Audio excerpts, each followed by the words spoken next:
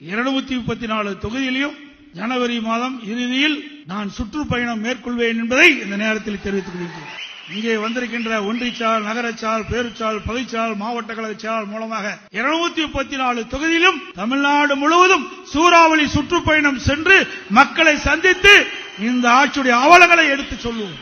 நான் உங்களுக்காக இரவு பகல் பாராமல் பணியாற்றிக் கொண்டிருக்கின்றேன். உங்களுக்காக நான் துணை இருப்பேன்.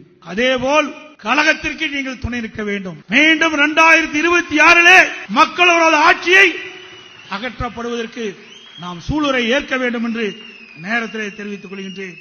2026 ஆண்டு நமக்கு ஒரு பொற்காலம் காத்துக் கொண்டிருக்கின்றது. நிச்சயமாக கழக ஆட்சி மலரும்.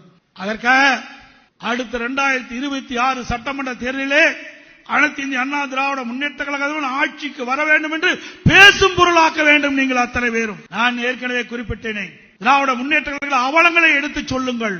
அனைத்து இந்திய அண்ணா திராவிட முன்னேற்ற கழக ஆட்சியில போடப்பட்ட திட்டங்களை நாட்டு மக்களுக்கு எடுத்துச் சொல்லுங்கள், புரிய வையுங்கள். மக்கள் மனதிலே அண்ணா திமுக ஆட்சிக்கு வர வேண்டும் என்ற நிலையை நீங்கள் உருவாக்கி காட்டுங்கள் என்று அன்போடு இந்த நேரத்தில் கேட்டுக்கிறேன்.